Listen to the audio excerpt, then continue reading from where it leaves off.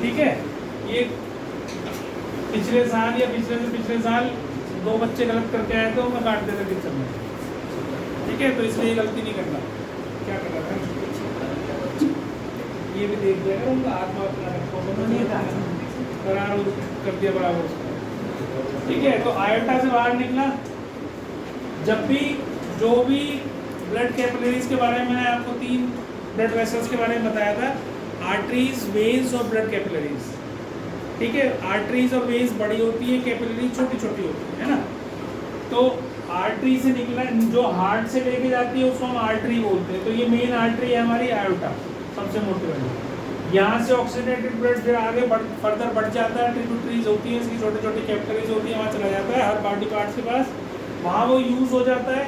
Oxygenated blood है तो उसको यूज़ कर लेते हैं बॉडी पार्ट, उसमें से ऑक्सीजन कम हो जाती है, खाना वाना भी पहुँचा देता है, वो सब बोल नहीं रहा है इसके अंदर, जो हमने अभी फंक्शन डिस्कस करे। बॉडी पार्ट से फिर बाहर निकलता है तो उसका प्रेशर कम हो जाता है। यहाँ पर जो है उसको डायस्टोलिक बोलते हैं, डायस्टोलिक, और ये होता है 80 mmHg, 80 mmHg। ठीक है, तो ये डायस्टोलिक प्रेशर है। अब यहाँ से जाता है हार्ट के अंदर, फिर हार्ट धक्का मारता है, इसको कॉन्ट्रैक्ट करता है, फिर वेंट्रिकल में जाता है, फिर बाहर फेंकता है। अब ये भी पल्मोनरी आर्टरी है। जब भी हार्ट से बाहर आएगा हमेशा उसका प्रेशर कितना होगा, 120। जब भी हार्ट के अंदर जाएगा उसका प्रेशर कितना होगा, 80 mmHg। ठीक है, ये यूनिट भी लिखनी है साथ में। अब हार्ट से बाहर जा रहा है oxygenated blood, deoxygenated blood. Oxygenated blood बाहर निकला था, अंदर आया था डीऑक्सीनेटेड ब्लड। अब डीऑक्सीनेटेड ब्लड बाहर निकलेगा और लंग्स के पास जाएगा ताकि वो उसको ऑक्सीजनेट कर सके, उसमें ऑक्सीजन की मात्रा को पूरी कर सके। तो वो अंदर चला जाएगा, पल्मोनरी आर्टरी लेके जाएगी, पल्मोनरी वेन उसको फिर अंदर वापस डाल देगी, ये ऑक्सीजनेट कर देती है, ऑक्सीजनेटेड ब्लड बनाएगा, फिर इसको इस तरह से एक ही बारी में 2 बार एंटर करता है ब्लड के हार्ट के अंदर ब्लड, उसको हम क्या बोलते हैं, डबल सर्कुलेशन। 2 सर्कुलेशन है इसमें। एक सर्कुलेशन है हार्ट से बाहर निकला, हार्ट के अंदर गया, हार्ट से बाहर निकला, हार्ट के अंदर गया। ये पूरी साइकिल है। एक पूरी साइकिल में ब्लड ने हार्ट में 2 बार एंटर किया। ठीक है, तो ये नीचे वाली जो वो है इसको हम बोलते हैं सिस्टमिक सर्कुलेशन, और जो ऊपर वाली है उसको बोलते हैं पल्मोनरी सर्कुलेशन। तो इन दोनों को मिलाकर बनता है डबल सर्कुलेशन। ठीक है, ये एग्जाम में बहुत पूछा जाता है डबल सर्कुलेशन। तो ये ठीक है। अच्छा, तुम दोनों बेटा इससे तू ध्रुव से ले लियो, मैंने PDF भेजी हुई है, तू दे देगा इसे, PDF दे देना, तू भी ले लियो बेटा उसको। ठीक है, PDF से अपने प्रिंट निकलवा लेना, इस चैप्टर के नोट्स दे रखे हैं। तो ये तुम्हारा हार्ट का पूरा फंक्शन हो गया। हार्ट बीट के बारे में मैंने तुम्हें बता ही दिया था। अच्छा, हमारा 4 चैम्बर्ड हार्ट होता है। जो फ्रॉग्स हैं या जो बहुत से रेप्टाइल्स हैं उनका 3 चैम्बर्ड हार्ट होता है। हमारा 4 चैम्बर्ड क्यों होता है, क्योंकि हमारी एनर्जी नीड्स ज़्यादा है, हमारी एनर्जी नीड्स ज़्यादा है, इसलिए हमारा 4 चैम्बर्ड हार्ट है। ऑक्सीजनेटेड और डीऑक्सीजनेटेड ब्लड सेपरेट रहते हैं हमारे, इसलिए 4 चैम्बर है हमारे।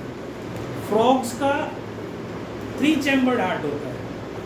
वो टेम्परेचर वो मिल जाता है उनको, ऑक्सीजनेटेड डीऑक्सीजनेटेड ब्लड मिल जाता है आपस में, लेकिन उनको इतनी एनर्जी नीड्स नहीं होती है। वो एटमॉस्फेयर के हिसाब से, जो एनवायरनमेंट है, टेम्परेचर है, उसके हिसाब से उनका बॉडी उसके हिसाब से मैनेज कर लेती है। ये बहुत सारे तुमने देखा होगा फ्रॉग्स या जो उसमें पानी में रहने वाले जानवर हैं वो नीचे चले जाते हैं, बिल्कुल नीचे में चले जाते हैं। वहाँ टेम्परेचर 4 डिग्री से ज़्यादा नहीं होता, कम नहीं होता सॉरी, तो सबसे डीप में जो है तो वहाँ 4 डिग्री सेल्सियस रहता है हमेशा, तो वहाँ चले जाते हैं, वहाँ पे वो मरते भी नहीं है, वो फिर थोड़ी देर बाद निकलते हैं जब ऊपर मौसम ठीक हो जाता है। ठीक है, ठंड में गर्म में वो सब ऐसी पानी में हो जाता है, तो उनको ज़रूरत नहीं है, उनकी एनर्जी नीड्स भी ज़्यादा नहीं है। हमारी तरह एनर्जी नीड्स थोड़ी है, या गाय भैंस की तरह, कुत्ते की तरह एनर्जी नीड्स नहीं होंगे वो। ठीक है, वो तो एक जगह बैठे, रेप्टाइल से तुम देखते हो अजगर ने एक जगह खा लिया, एक पकड़ लिया किसी को और उसे सटक गया, और सटकने के बाद फिर उसको बैठा है पड़ा हुआ है बहुत दिनों तक। कोई बड़ा मुर्गा मिल गया उसको, तो ज़्यादा बकरा ये पकड़ लिया या भैंस पकड़ ली, किसी को भी आदमी पकड़ लिया, सबको लटक जाता है। शरीर में ऐसे केमिकल्स होते हैं कि वो सब डाइजेस्ट हो जाते हैं, साबुत ही निकलता है, खाने को तो कुछ है नहीं, दांत तो है नहीं उसके, वो तो बस सटक लेता है अंदर पकड़ के उसको। अंदर डाल के, और हिरन के जो बड़े बड़े 12 सींगा होते हैं ना, जो सींग होते हैं जिनके, ठीक है, वो भी चले जाते हैं अंदर ही, ना तो उसका पेट फटता है उससे, वो सब गल जाते हैं उसके, ऐसा केमिकल होता है, सब खा जाते हैं। अब भैंस के नखून देखो कितने मोटे मोटे खुर होते हैं ना नीचे, अगर किसी को खाए वो तो तुम्हारे को डाइजेस्ट हो जाएंगे, वो सब कर देता डाइजेस्ट, तो वो खाएगा और पड़ा रहेगा चुपचाप पेट पे, उसे कोई मतलब नहीं। एक बार पेट भर गया, कुंभकर्ण की तरह अपना पड़ा रहेगा, अंदर सिस्टम चलता रहेगा, जब वो खत्म हो जाएगा वो फिर जग जाएगा, फिर पकड़ने के चक्कर में होगा, ठीक है। तो है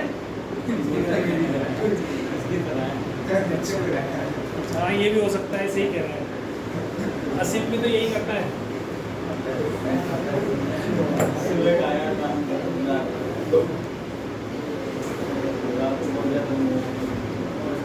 पर इसकी भूख तो नॉर्मल से ज़्यादा है, ये रोज खड़ा रहता है ये पे। कब देगी सर आपने? अब तो हूँ उस दिन देख खा रहा होगा सर एक को भी देख लेना, उसे देखूंगा ही नहीं। छुप के खाता है। नहीं सर, खाता ही नहीं सर। अब मुझे समझ, बॉडी लड़ेगी कैसे किसी भी चीज़ से, तो वो वहाँ पर ब्लड पहुँचाने की कोशिश करती है। अब देखो एक्यूप्रेशर करते हैं, है ना, तुमने सुना होगा एक्यूप्रेशर। एक्यूप्रेशर में क्या करते हैं, वो पॉइंट को दबाते हैं, या तुम एक्सरसाइज करते हो, तो तुम कर क्या रहे हो एक्चुअल में, भाई बंद हो गया, तुझे और काम नहीं क्या, गर्मी लग रही तो उठ जाओ, पीछे चला जाओ, वहाँ चला जाओ उसके पास, ये बंद हो जाएगा।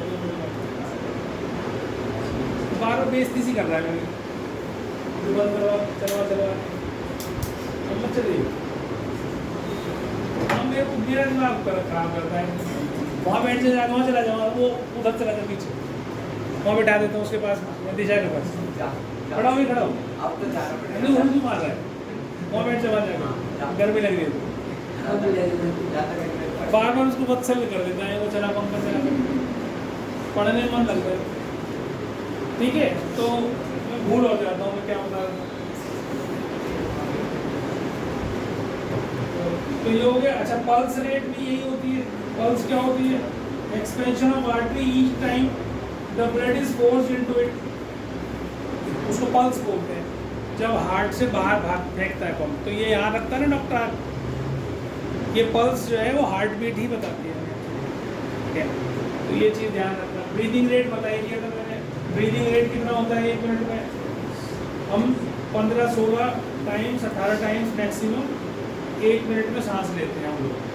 तो जितना ज़्यादा सांस तेज़ी से लेते हैं उतना ही ज़्यादा जल्दी मर जाता है आदमी, जितना स्लो सांस होती है उनकी उतना ही लॉन्जिविटी बढ़ जाती है, लंबा जीता है, ठीक है।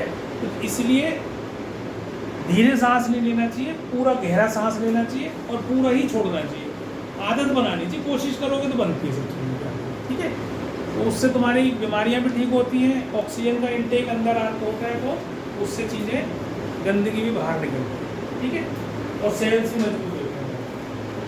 तो ये तो हो गया जी हमारा। अच्छा, अब जो ब्लड प्रेशर होता है उसको मापने के लिए जो मशीन होती है उसका नाम होता है, क्या होता है, ब्लड प्रेशर मशीन को क्या बोलते हैं?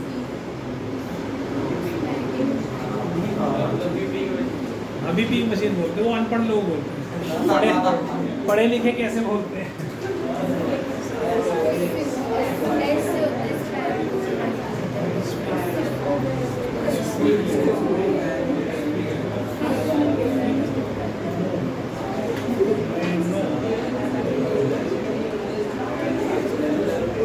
स्फिग्मोमैनोमीटर, स्फिग्मोमैनोमीटर, सर बीपी के बोलते हैं, सर बीपी मशीन बीपी की मशीन सही है। तो sphygmomanometer, this is called BP measuring machine, blood pressure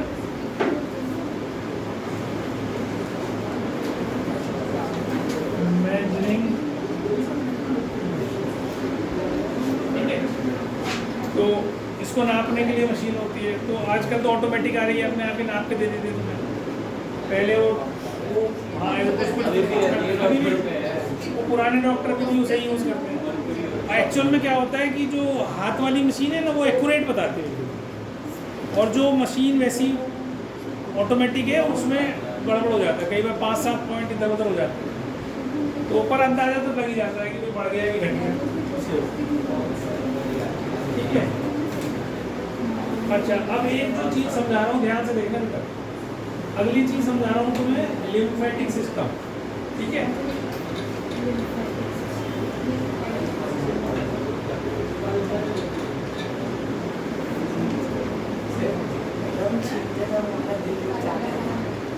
जाता है?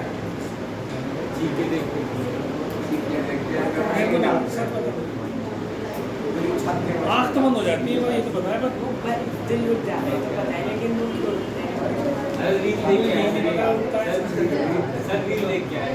अच्छा कोई नहीं।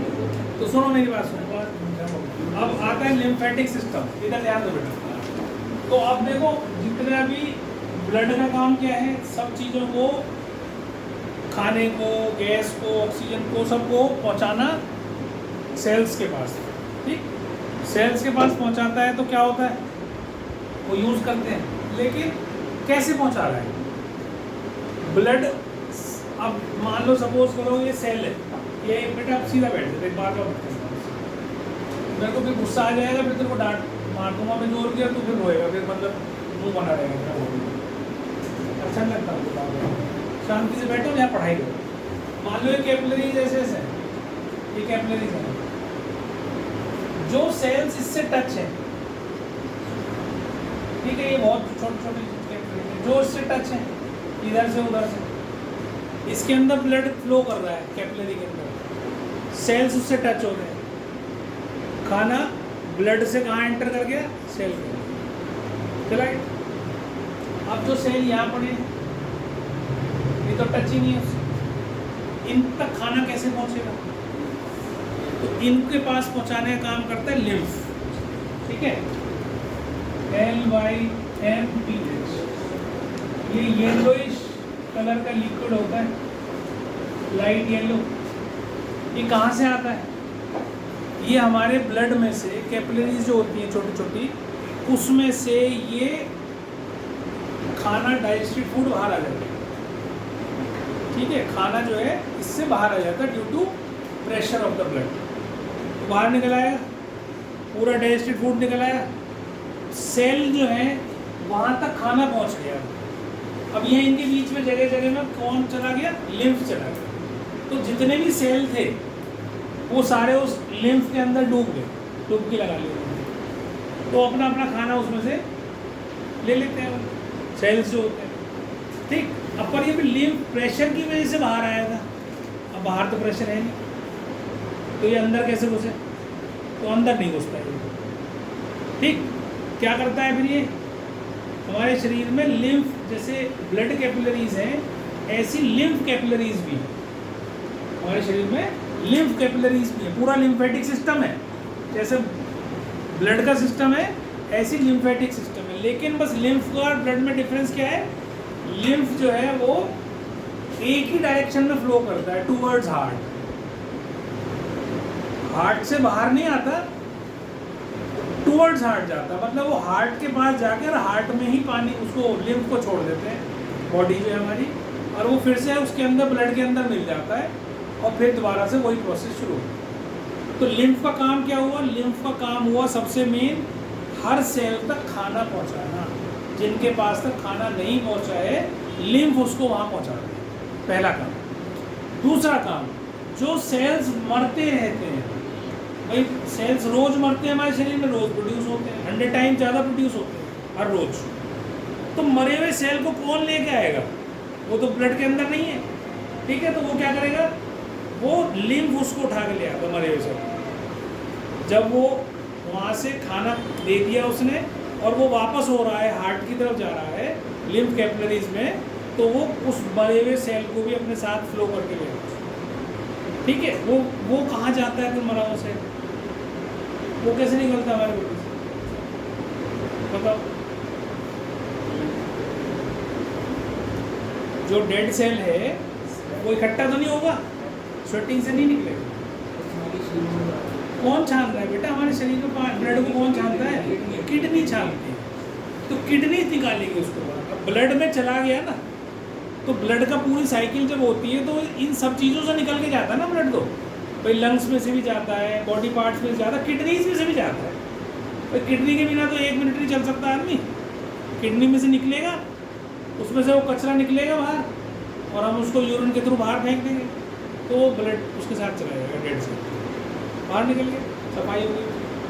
अब लिम्फ के अंदर भी लिम्फ नोड्स होते हैं, छोटे छोटे ब्लैक ब्लैक से। इसमें तुम देखो, अगर तुम देखो इस फोटोग्राफ में देखोगे, ये काले काले स्पॉट्स दिख रहे हैं, काले काले से स्पॉट्स दिख रहे हैं, दिख रहे हैं? ये दिख रहे हैं काले काले से ब्लैक ब्लैक ब्लैक ब्लैक से स्पॉट्स से दिख रहे हैं, डॉट डॉट से दिख रहे हैं। जिसके चश्मा लगा आपको दिख रहा है, ठीक है? और पास ये जो काले काले से स्पॉट्स, ये सब लिम्फ नोड्स कहलाते हैं। ये लिम्फ नोड्स जो है, लिम्फ नोड्स क्या काम करते हैं? तो WBC करता है। वो तो खून के अंदर करते हैं WBC, तो उसके अंदर जो भी फॉरेन बॉडीज आ गई उसको मार बनाते हैं। ऐसे ही लिम्फ के अंदर भी तो भाई खाना लेके गया है, वहाँ पे भी तो बैक्टीरिया, वहाँ पे भी तो और चीज़ें हो सकती हैं। तो ये लिम्फ नोड्स जो है WBC का काम लिम्फ के अंदर करते हैं। मतलब ये भी उसको मारने का काम कर रहे हैं, जो फॉरेन बॉडीज अंदर घुस रही हैं उसको मारते हैं। कहाँ पाए जाते हैं? हमारे आर्म पिट्स में, यहाँ पाए जाते हैं। हमारे गले में, यहाँ पाए जाते हैं। हमारे जो ये थाइस में ग्रोइन एरिया है, इसके बीच में पाए जाते हैं, ठीक है? और किडनीज के आसपास भी मिलते हैं। तो ये इन सब जगह पर आपको ये लिम्फ नोड्स दिखाई देते हैं। उसके अंदर अगर वो काम ना कर रहे हो या उनमें से फ्लूइड भर गया, निकल नहीं रहा है, वो भी खराब होता है, वो भी बीमारियां कर देता है, कैंसर तक कर देता है। तो इसलिए लिम्फ नोड्स का भी साफ होना बहुत ज़रूरी है। तो ये कैसे साफ होते हैं?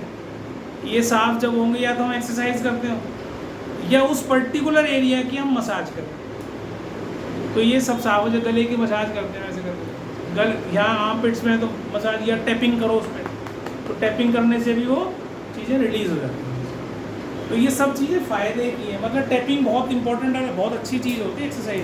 एक्सरसाइज ही है। जहाँ भी कोई, अब उससे क्या होता है, टैपिंग से वो चीज़ हिलती है, वहाँ से वो फ्लो हो जाता है वहाँ से। और कहीं की भी टैपिंग आप करते हो या कहीं भी आप दबाते हो, किसी का दर्द हो रहा है तो हम क्या करते हैं? कमर में दर्द हो रहा है यार, दबा दे भाई। पैर में दर्द हो रहा है, पैर दबा दे। हो क्या रहा है एक्चुअल में? ब्लड का सर्कुलेशन बढ़ा रहे हैं वहाँ पर। भाई एक बार दबाते हो ऐसे, फिर छोड़ देते हो, फिर दबाते हो, फिर छोड़ देते हो, दबाते हो, फिर छोड़ देते हो, क्या हो रहा है? ब्लड बार बार ऐसे ऐसे हो गया, तो ब्लड तेज़ी से आता है। तो वो वहाँ पर जो भी कमी हो रही होती है उसको वो पूरा कर देता है शरीर, ठीक हो जाता है। तो दबाने से आराम मिलता है बहुत लोगों को, है ना? तो इस तरीके से ये लिम्फ का काम होता है। तो लिम्फ में लिम्फ कैपिलरीज, फिर लिम्फ वेसल्स, कैपिलरीज से बड़े लिम्फ वेसल्स, ठीक है? फिर लिम्फ नोड्स मैंने बता दिया, और लिम्फ, इन 4 चीज़ों से मिलकर लिम्फेटिक सिस्टम बनता है। Lymph vessels, lymph capillaries, lymph nodes और लिम्फ। जैसे ब्लड के अंदर भी 4 होती हैं चीज़ें, WBC, RBC, प्लाज्मा, प्लेटलेट। तो इन सब से मिलकर ब्लड बनता है। ऐसे ये लिम्फ का पूरा लिम्फेटिक सिस्टम है पूरा। जैसे हमारे ब्लड कैपिलरीज भी हैं, ब्लड आर्टरीज भी हैं, ब्लड वेन्स भी हैं, सब कुछ है हमारे शरीर, है ना? तो ऐसे ही पर ये यूनिडायरेक्शनल फ्लो होता है इसका, बस ये ध्यान रखना है, ये सिर्फ हार्ट की तरफ ही फ्लो करेगा सेल्स, ये हार्ट से बाहर नहीं आएगा, वो ब्लड के साथ आएगा और कैपिलरीज से बाहर रिलीज होगा, और सेल्स को खाना पहुंचाने का काम मेन है इसका। निकलता है इसलिए कि बाहर का खाना हर सेल तक पहुंचा सके, फिर बाहर वापस, ठीक है? मरे हुए सेल्स को भी बाहर निकाल, ये सब फंक्शन सब उसमें दे रखते हैं मैंने, ठीक है? अब इसके अंदर एक, तो ये तो हो गया ह्यूमंस का। इसके बाद आता है हमारा ट्रांसपोर्ट इन प्लांट्स। तो प्लांट्स में क्या होता है भाई? प्लांट्स में खाना कैसे पहुंचता है, या पानी कैसे पहुंचता है, या मिनरल्स कैसे पहुंचते हैं प्लांट्स तक, पत्तियों तक? तो 2 चीज़ें होती हैं, जाइलम और फ्लोएम, 2 चीज़ें होती हैं। तो जाइलम वेसल्स जो होते हैं वो क्या पहुंचाने का काम करते हैं। जाइलम है क्या एक्चुअल में?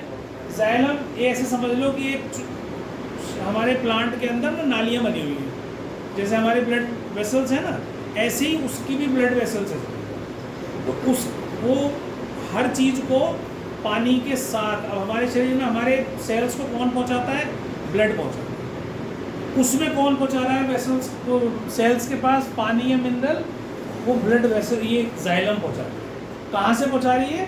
अर्थ से लेके पहुंचा रही है। अब पानी के साथ हम पानी डालते हैं, साथ में न्यूट्रिशियस कोई खाद डालेंगे उसके साथ, फिर न्यूट्रिशन उसका क्या है? खाद ही है, जिससे उसको सारे न्यूट्रिएंट्स मिल जाए। या जिस चीज़ की कमी हो जाती है हम पानी में घोलते हैं, उसे डाल देते हैं। तो किसके थ्रू जाता है? रूट्स के थ्रू वो चढ़ता है। तो सारे शरीर में जैसे हमारे ब्लड वेसल्स हैं, ऐसे ही जाइलम बना हुआ है हर प्लांट में, बड़े पेड़ में, ट्री हो चाहे कोई भी हो, छोटा हो बड़ा हो, सब में जाइलम वेसल्स होते हैं। उसके थ्रू सबके पास पानी पहुँचता है, और पानी के थ्रू सबके पास मिनरल्स पहुँचते हैं। ठीक है। अब ऊपर को क्यों चढ़ता है पानी? ऊपर क्यों चढ़ रहा है पानी?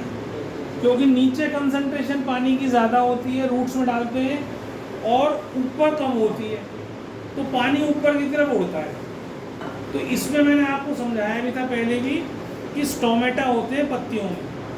तो पत्तियों में स्टोमेटा से क्या होता है? पानी लगातार बाहर निकलता रहता है, जिसको प्रोसेस को हम बोलते हैं ट्रांसपिरेशन। तो ट्रांसपिरेशन अगर होना बंद हो जाए तो नीचे से पानी चढ़ना बंद हो जाएगा ऊपर। इसको बोलते हैं ट्रांसपिरेशनल पुल। दिस इज कॉल्ड ट्रांसपिरेशनल पुल। तो ये पानी ऊपर चढ़ना बंद हो जाएगा अगर ट्रांसपिरेशन बंद हो जाएगा। ट्रांसपिरेशन कब बंद होगी? जब नीचे पानी नहीं होगा। जब नीचे पानी नहीं होगा तो क्या होगा? गार्ड सेल्स जो होते हैं वो श्रिंक हो जाते हैं। स्टोमेटा में मैंने तो समझाया था ना, ऐसे बना के दिखाए थे, ऐसे गार्ड सेल्स होते हैं, ऐसे, है ना, ऐसे ऐसे बन जाते हैं।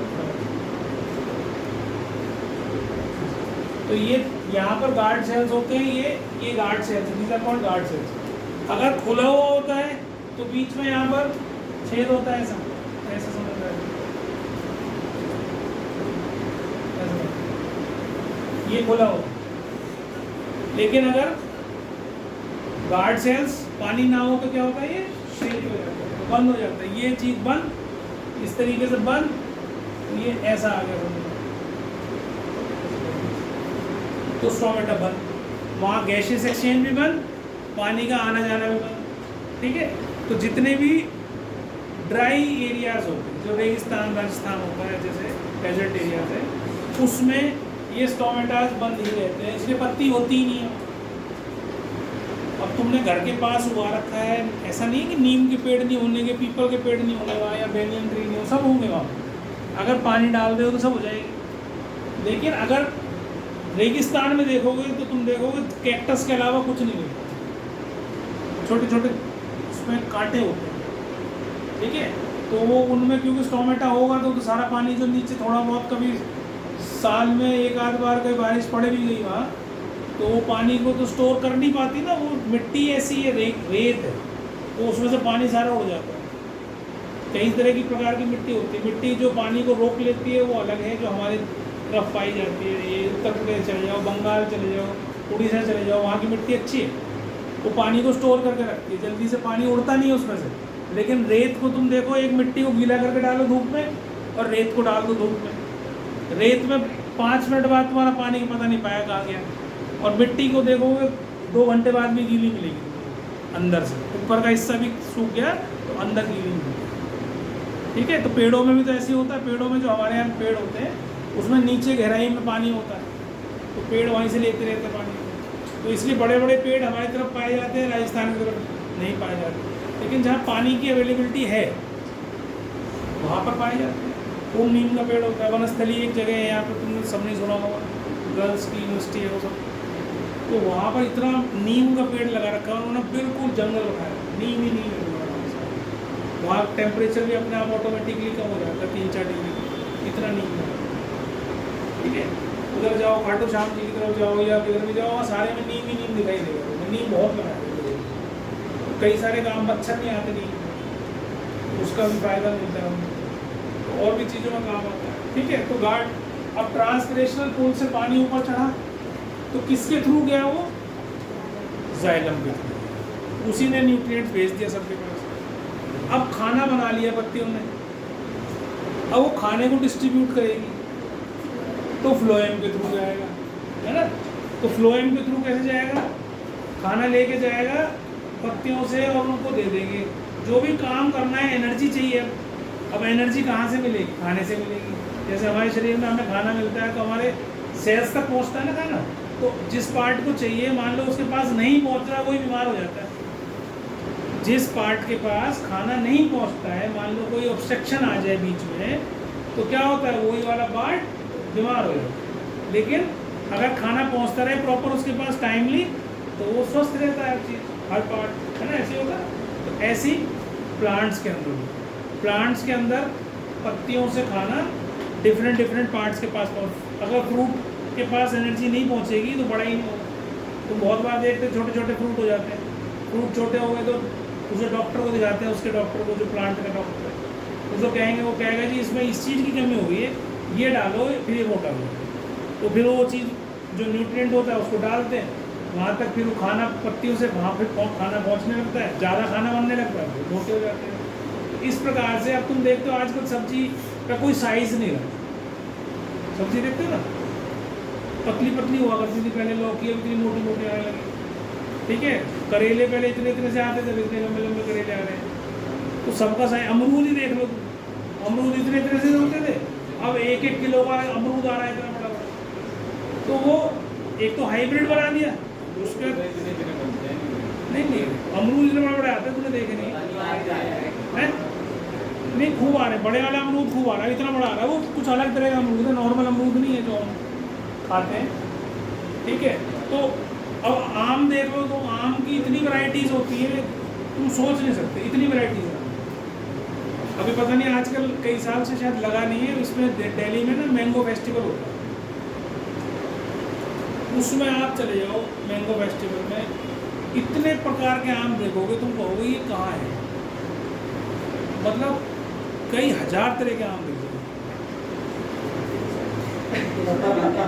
इतने बड़े बड़े आम। एक का नाम तो खली रख रखा है, वो बनाते रहते हैं ना, वो रिसर्च चलती रहती है। क्योंकि अब क्या है, साइंटिस्ट ने जेनेटिक इंजीनियरिंग तुमने सुना होगा, अब जीन्स की इंजीनियरिंग होने लगी है। अब आने वाले समय में थोड़े दिन बाद, अब नहीं 50 साल बाद, 30 साल 40 साल बाद, बच्चे भी अपनी चॉइस के हुआ। हाँ, अब जैसे स्वयं को मैथ समझ में नहीं आता, तो उसमें ऐसी चीज़ डाल दी जाएंगे कि स्वयं को मैथ समझ में आने लगे। समझ रहे हो मेरी बात? या किसी को फिजिक्स पढ़ाने वाला बच्चा जी तो फिजिक्स वाले जीन्स, किसी को केमिस्ट्री। हाँ बिल्कुल सच्चाई बता रहा हूँ, तो ये होने वाला है। थोड़े दिन में रुक जाओ, अभी गवर्नमेंट एक्चुअल में इन सब चीज़ों के लिए ना परमिशन नहीं देती है। अब देखो क्लोन बने हुए तो बहुत साल हो गए। डॉली याद है? डॉली शीप थी, वो क्लोन था, तो वो शीप का क्लोन बना दिया, तो ह्यूमंस का भी बन सकता है, पर नहीं बनाने देती गवर्नमेंट। पर उसके कुछ नुकसान होते होंगे, तो इसलिए नहीं बनाने देती। तो इन सब चीज़ों का नुकसान भी है, लेकिन हो सकता है। किसी को भैया काली आँख चाहिए, काली मिल जाएगी, हरी चाहिए, हरी मिल जाएगी, ब्लू चाहिए, ब्लू मिल जाएगी, कलर चाहिए काला तो काला मिल जाएगा, सफ़ेद चाहिए सफ़ेद मिल जाएगा। अभी थोड़े दिन में मशीन बन जाएगा इंसान, ऐसे ही हो जाएगा थोड़े दिन में, क्योंकि छेड़ाछाड़ी करेंगे। देखो एक टाइम आने के बाद ये पूरी की पूरी एक बार सृष्टि खत्म होती है, खत्म होने के बाद फिर से दोबारा से आती है। तो ये खत्म कौन करता है? हर बार ह्यूमंस ही करते हैं, हर बार कुछ ना कुछ हरकत ऐसी करते हैं, क्योंकि क्यूरियोसिटी बहुत है ना हर चीज़ की। भाई ये हो जाए तो क्या हो जाए, ये हो जाए तो क्या हो जाए, ये हो जाए तो इस क्यूरियोसिटी में नई नई चीज़ बनाते हैं। अब पिछले 150 साल के अंदर ही हमारा अर्थ का पूरा बैंड बजा दिया। 150 साल पहले कुछ भी नहीं था ऐसा, क्योंकि बैलगाड़ी पे चलते थे सब, खेती करते थे, जो नेचर से मिलता था उसी को दे देते थे, उसी से ले लेते थे। अब क्या कर रहे हो? हर चीज़, हर एक बार हर चीज़ नई नई करने की वो हो रही है। केमिस्ट्री बने हुए कुल मिला के 200 साल भी नहीं हुए, केमिस्ट्री बने। केमिस्ट्री मीन्स कि जो आजकल की मॉडर्न केमिस्ट्री है। अगर तुम देखोगे जब पीरियोडिक टेबल बना था तो 1850 के बाद इन्होंने एक टेबल बनाया था। उस टाइम तक भी कुल मिलाकर 56 एलिमेंट्स ही थे 1850 के टाइम में, मतलब 150 पौने 200 साल में। केमिस्ट्री इतनी ज़्यादा एडवांस में नहीं थी जितनी केमिकल्स अब हम यूज़ कर रहे हैं। जितना भी हम दवाइयाँ खा रहे हैं, जितनी दवाइयाँ पेड़ों पौधों में डाल रहे हैं, वो सब कहाँ से आ रही हैं? केमिकल से तो आ रही हैं। ये केमिस्ट्री डेवलप नहीं हुई होती तो ये सब चीज़ें होती ही नहीं। उसी से भी बीमारी जनरेट हो रही है, उसी से सब चीज़ें नई नई चीज़ें बन रही हैं। लोग बागों को पैसा चाहिए, वो तरह तरह की चीज़ें बनाते हैं। वो कहते हैं भाई अपन चेहरे पे लगा लो गोरे हो जाओगे, तो ये नहीं सोचते भी गोरे हो कैसे हैं, क्या चीज़ हटा रहा है वो हमारे शरीर के जो गोरा कर रहा है। ये सनस्क्रीन तुम देखते हो आजकल बहुत लोग लगाते हैं, काला ना हो जाए, टैनिंग ना हो जाए हाथों पर, सनस्क्रीन लगा के निकलो भाई। मेन कैंसर कॉजिंग एजेंट है सनस्क्रीन आज की तारीख मेन, डॉक्टर्स बताते हैं बड़े बड़े। तुम सब लगा के मुंह पे भी लगा, हाथ पे भी लगा, काले ना हो जाए, काले या हो जाने काले, काले करो जब भी स्वस्थ रहो। काले नहीं कर रहे हो जब भी तो स्वस्थ नहीं है, जब भी बीमार है। डॉक्टर्स जो है ना, जब जिस टाइम पे इतनी ज़्यादा केमिस्ट्री डेवलप नहीं थी, साइंस डेवलप नहीं थी, तो हॉस्पिटल्स में ऐसे रूम बनाए जाते थे, विदेशों में भी, जहाँ पर सिर्फ धूप आती थी, धूप में डाल देते थे बेडों में कि सुबह की 1-1.5 घंटे की धूप में पड़े रहते थे पेशेंट। उस धूप से ठीक हो जाते थे वो। हम धूप में जा ही नहीं रहे। अब ये मैंने कह दिया धूप में जा रहे तो बाहर मत खड़े हो जाना जाके। अब नहीं, जिस टाइम पे बहुत ज़्यादा गर्मी ना हो, सुबह के टाइम की धूप, अब तो 1 महीना तो कहीं की भी टाइम की धूप नहीं मिली, लेकिन जिस टाइम मौसम ठीक हो जाता है तो सुबह को 7 बजे की तक की धूप जो है वो बहुत अच्छी। पढ़ा रहने दो, कोई बात तो लिख तो नहीं है कुछ भी, वो बात बता दें। तो सुबह की धूप सबसे अच्छी है, तो वो फ़ायदा करती है हमको। हम करते ही नहीं, तो आँखें हमारी ख़राब होती जा रही हैं, तो बैठना चाहिए। बस ये है कि धूप में बैठोगे काले होगे, जो भी पार्ट एक्सपोज करोगे, हाथ कर लो, कमर कर लो, कुछ भी कर लो, तुम काला होगे। लेकिन काला होने का मतलब ये है कि विटामिन डी की डेफिशिएंसी पूरी हो रही है तुम्हारे शरीर में। गोरा होने से क्या होता है यार? गोरा होने से कुछ होता है क्या? गोरों को तो मार मार के भगाया 200 साल में, अब तुम उनके गोरे बनना चाह रहे हो। जो तुम्हारा यहाँ पर स्किन टोन है वो सबसे अच्छा है, उससे अच्छा कुछ भी नहीं है, वो सबसे बढ़िया है। क्यों? क्योंकि हमारा देश जो है ऐसा है। अब देखो हमारे देश में सिर्फ एक पार्ट ऐसा है पूरे एशिया में, देखो तुम, जिनकी शक्ल सेम होती है। इंडिया, पाकिस्तान, बांग्लादेश और श्रीलंका, ये 4 जगह देखो। इनकी स्किन टोन और इनकी जो फेस स्ट्रक्चर है वो हमारे जैसा है। और नहीं तो जितने भी फिलीपींस चले जाओ, चाइना चले जाओ, नेपाल चले जाओ, मंगोलिया चले जाओ, अजरबैजान चले जाओ, कजाकिस्तान चले जाओ, उनकी सबकी शक्ल हमसे अलग है। सारे ज़्यादातर कैसे हैं? नेपाली चीनी टाइप के लोग, छोटी छोटी आँखें। तो हमारा जो ये था ना लैंड मास, ये सब जगह घूमा है, अलग अलग जगह पे घूम का आया है, यहाँ पे सेट हुआ है। जितने भी हमारा कॉन्टिनेंट्स है ना, वो सब एक दूसरे से दूर जाते हर साल 6-7-8 सेंटीमीटर दूर सकते हैं। तो ये लाखों साल में ट्रैवल करते अलग। अभी मैं कल को बता रहा था मुझे कि अब से मतलब 50,000 साल में या 40,000 साल में जो अरावलीज है, ये जितनी हमारे आसपास तुम पहाड़ देखते हो, अरावलीज के पहाड़, ये सब खत्म हो जाएंगे अपने आप ऑटोमेटिकली। कोई करने की जरूरत नहीं, इसमें इसकी वो बनाने की भी जरूरत नहीं, प्रेशर अपने आप ही गायब हो जाएगा।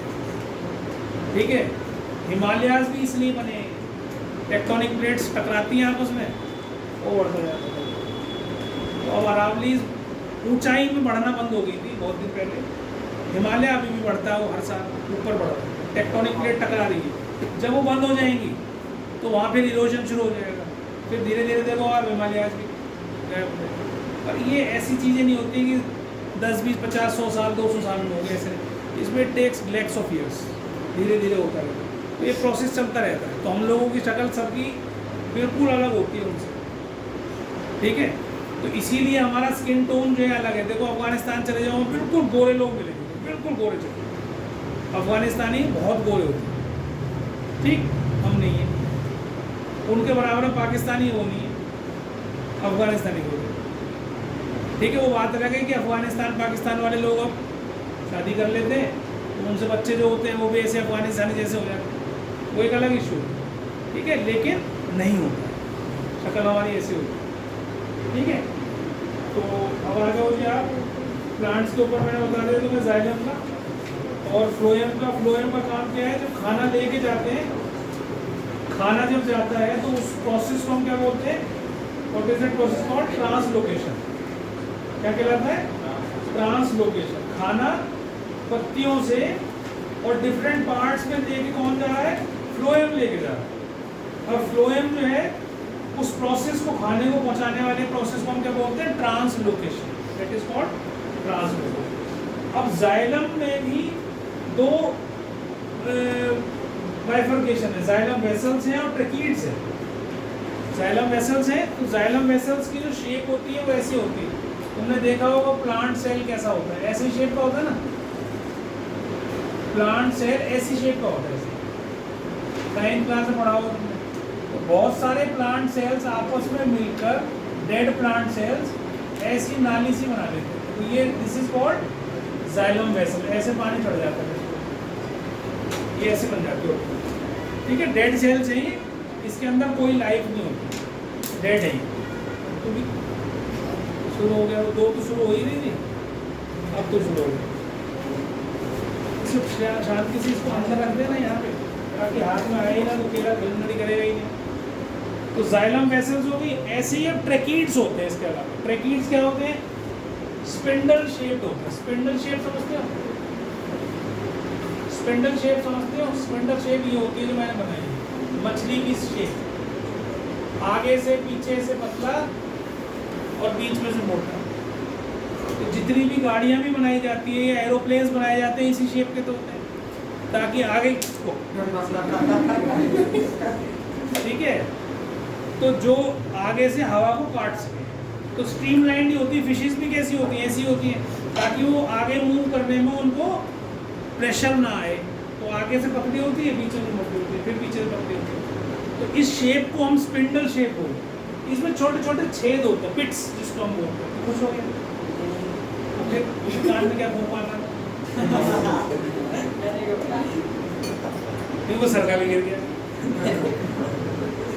छोटी छोटी बात में खुश हो जाते हैं। अरे इससे खुश हो जाए, वो कहने से पहले मैंने टोक दिया ना, मैंने तो बोल रहा था उसी कान में। क्या बोल रहा था सर, बोल ही नहीं रहा था। अब मैं इसको रिकॉर्ड नहीं कर रहा हूँ। कंपेनियन का मतलब क्या होता है, साथी। तो ये फ्लोएम की बात कर रहे हैं, फ्लोएम। तो इसके थ्रू अभी लिविंग है, यहाँ पर साइटोप्लाज्म है, इसके अंदर अपना न्यूक्लियस नहीं होता है, तो इसके साथ जुड़ा रहता है कंपेनियन सेल, मतलब इसके साथ सेल जुड़ा हुआ है। जो कमी इसके अंदर रह जाती है वो कंपेनियन सेल इसको पूरी कर देता है। जैसे दोस्त होते हैं एक दूसरे के, भाई आज तो पेन नहीं लाया, भाई पेन दे दे, तो कमी होगी पूरी, है ना।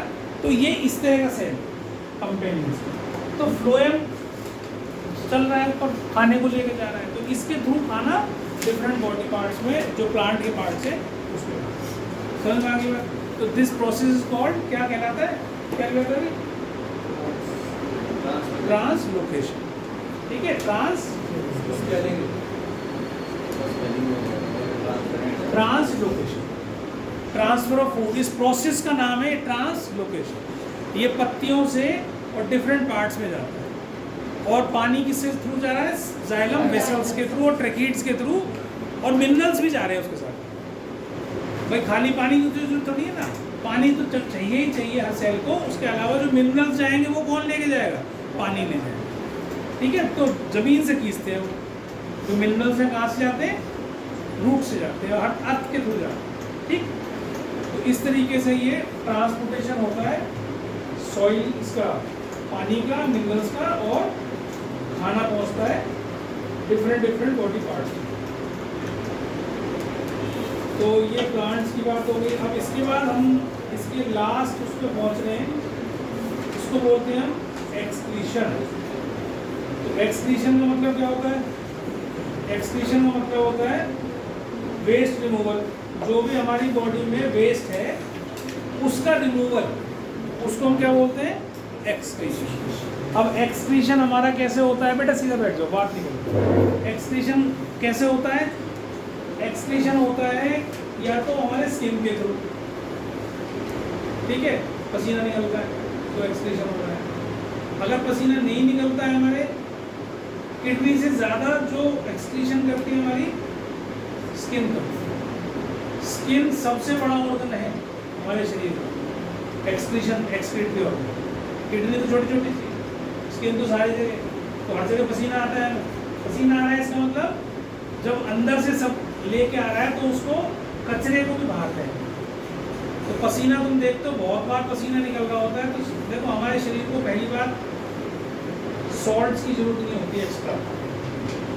जब हम बाहर से सॉल्ट खाते हैं ना, उस सॉल्ट की हमें कोई जरूरत नहीं, लेकिन क्योंकि हमारा स्वाद बना हुआ है उसके बिना तो बात ही नहीं बनती। अगर हम सिर्फ बॉईल करके तुम्हें खाना दे दें तो तुम कहोगे तो स्वाद ही नहीं है, मैं क्या खाऊँ, नहीं खाओगे। तो बाहर से हमने क्या करा, नमक डाल देगा, और बॉडी क्या कर रही है, उस नमक को बाहर दे रही है। तुम पसीना कभी तुम्हारी गलती से टपक के जीभ पे गिर जाए, मुंह में आ जाए, जब वो हम एक्सरसाइज कर रहे होते हैं, पसीने पसीने हो जाते हैं, तो कई बार तुम देखते हो टपका मुंह में चला गया, तो नमकीन होता है पसीना और बहुत सॉल्टी होता है, बहुत सॉल्टी। और देखो एक्सक्रीशन और किस तरीके से तुम समझ सकते, सॉल्ट को बाहर फेंक रहा है। तुम बहुत बार देखते हो बहुत लोगों की पसीने में बहुत गंदी स्मेल है। किसी किसी की तो इतनी होती है कि अगर रूम में वो घुस गया उसके बाद तुम्हारा बैठना भारी हो गया। किसी किसी के पैर के जुराब उतार के फेंक दो, होगा कोई ना कोई होगा जरूर यहाँ पे ऐसा, तो उसको बैठना दूसरे आदमी के लिए मुश्किल हो जाएगा। उसको पहले कहेगा इसे पैर को धो के आ और जूते उठा के बाहर देंगे, उसके बाद वो बैठने दो। तो वो क्यों हो रहा है, ऐसा क्यों हो रहा है? एक के हो रहा है दूसरे के नहीं हो रहा है। वो इसलिए हो रहा है क्योंकि उसके शरीर में अंदर टॉक्सिन्स भरे पड़े हैं, इसलिए वो पसीने के थ्रू बाहर निकलते हैं। अब यूरिन के लिए जाते हो, यूरिन पास करते हो, उसमें भी स्मेल होती है। तो वो इसीलिए हो रही है क्योंकि तुम्हारे शरीर में टॉक्सिन्स भरे हुए हैं। शरीर का काम क्या है? बाहर फेंकना। तो वो किसके थ्रू फेंकेगी? तो स्किन के थ्रू फेंकेगी, या तुम्हारे यूरिन के थ्रू फेंकेगी, या अगर आंखों में कुछ गिर गया तो आंखों में आंसू आ जाते हैं। आंसू भी नमकीन होते हैं, आंसू भी नमकीन होते हैं। बहुत बार बहुत ज़्यादा रो लो तुम, पानी टपक के तुम्हारे मुंह में चले जाएगा आंसू, तो वो भी नमकीन होता है, खारा होता है। तो इसका मतलब क्या है? इसका मतलब ये है कि हमारे शरीर को सॉल्ट की जरूरत, बॉडी जिसको बाहर फेंकती है ना, इसका मतलब वो हमारे लिए नुकसानदायक है। तो कम से कम खाना चाहिए। अगर नहीं खाओगे और कच्ची सैलेड वगैरह तुम खाते हो, उसमें से ही सॉल्ट पूरा हो जाता है क्योंकि सब्जी में, खाने में सॉल्ट है ऑलरेडी। लेकिन हमें आदत बचपन से ही ऐसी बनाई जाती है, हम क्या करें, किसी की कोई गलती नहीं है। माँ बाप बचपन से जिस बच्चे को जैसे सिखा देते हैं वैसे ही खाता है, सारी ज़िंदगी उसको छोड़ता नहीं होता। और उनकी पूरी पूरी पूरी पूरी तुम देखो लाइन लगा के एक सी बीमारी होती है घर के अंदर। अगर दादा हार्ट का पेशेंट है तो उसका बेटा भी हार्ट का पेशेंट होगा, उसका पोता भी होगा, उससे अगला भी हार्ट का पेशेंट होगा। क्यों?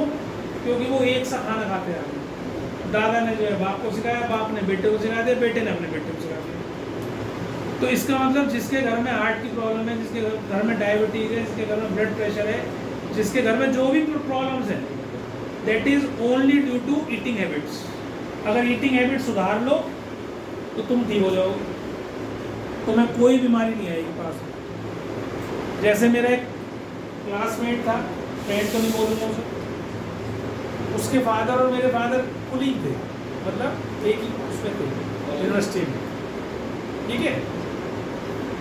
अंकल को हार्ट की प्रॉब्लम थी, उनकी ओपन हार्ट सर्जरी हो रखी थी। बाईपास सर्जरी बताई थी ना उसने, यहाँ से खोल के पूरी पूरी ठीक कर दी। तो बाईपास सर्जरी हो रखी थी उनकी, और वो उनको डायबिटीज़ भी थी, अच्छी डायबिटीज़ थी। उनके 2 बेटे थे, उन 2 बेटों में से एक बेटा तो वो खाना खाता था जो वो खाना खाता था जो उसके पापा मम्मी खाते हैं, और वो तो लगा हुआ है स्कॉट्स में फरीदाबाद में। और जो बड़ा बेटा जो मेरी क्लास में था वो बन गया IAS। उसने जो है अपने शरीर को मेंटेन करके रखा हमेशा। साइकिलिंग करता है अभी भी बहुत, कई 10-10, 15-15, 20-20 किलोमीटर, योगा करता है, सब कुछ करता है। उसे ना डायबिटीज़, उसे कोई परेशानी नहीं, बिल्कुल फिट एंड फाइन है वो। मेरी एज का है, देखो 52 का हूँ मैं, 52 का है। उसके छोटे भाई को इतनी हाई डायबिटीज़ की इंसुलिन लेने पड़ रही है। और अभी मैंने सुना था कि किसी ने बताया मुझे, कॉमन फ्रेंड था हमारा, उसने बताया कि उस लड़के को कैंसर भी हो गया, कैंसर डिटेक्ट हो गया। उसने अपना खाना नहीं बदला, उसने खाना भी बदला, उसने अपनी जीवन शैली, लाइफ स्टाइल बदल दी। तो उसके बदलने भर से वो स्वस्थ है और वो स्वस्थ नहीं है। और उसकी मम्मी भी डायबिटिक है, उसके पापा भी डायबिटिक है। वो सारे एक सही खाना खाए जा रहे हैं, क्योंकि मम्मी छोटे बेटे के साथ रहती है, वो अभी भी वही खा रही है।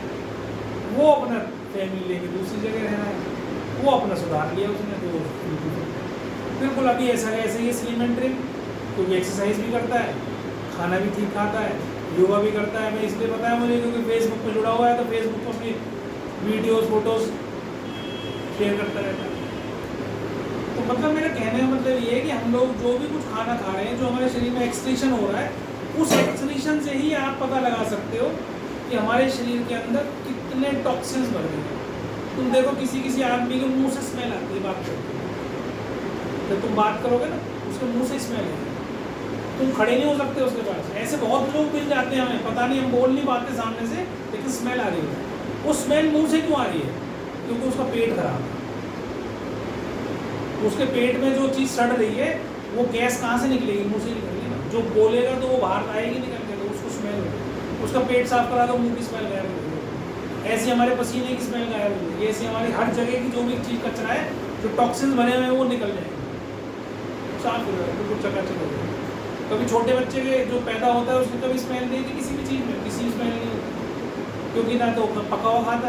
1 साल तक का बच्चा तुम देखते हो बेड पे सुसु कर देता है, खूब करता है। माँ बाप उसको थोड़ी देर, अब शहरों में तो थोड़ा सा डायपर वाइपर का चक्कर हो गया, अब तो डायपर लगा देते हैं। पहले कहाँ डायपर थे? सूख गया, इधर से उठा के इधर डाल दिया, इधर सूख गया, उधर से उठा के फिर इधर डाल दिया, उधर सूख गया।